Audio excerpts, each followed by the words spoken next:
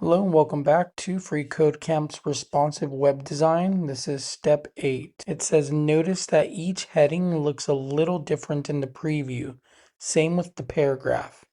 Next, add another P element that displays the following text. HTML represents the content and structure of a web page. Okay, let's do that here in the editor. We see our code from the last step. We're going to add a P element right under the H3. Now in between here, we're going to add the following. If we go over here, we see it was added. So what we've done so far is give structure to this web page. We have the main point, which is this H1 that says welcome to freeCodeCamp.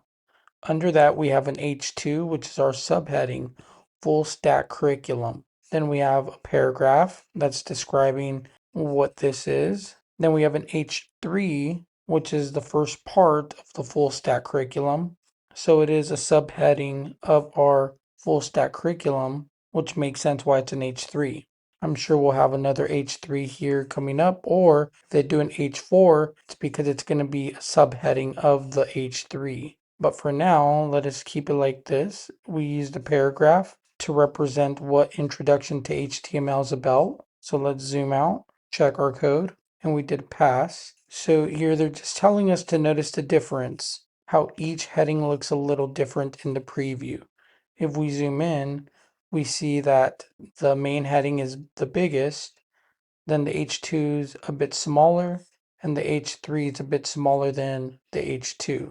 I've mentioned this in the past, using headings as a way of making your text a certain size is not what the headings are for. We'll learn some CSS later that will let us control the size of our font. So you could technically make your H1 a smaller size if you wanted to do that, and it would still be an H1. Same thing with your H2 or your H3 all the way to H6. Same thing with your paragraph. If you wanted this a different size, you wouldn't use a heading tag. You would just change the font size of your paragraph. And if that still doesn't make sense at the moment, later on it will once we get into the CSS portion of this course.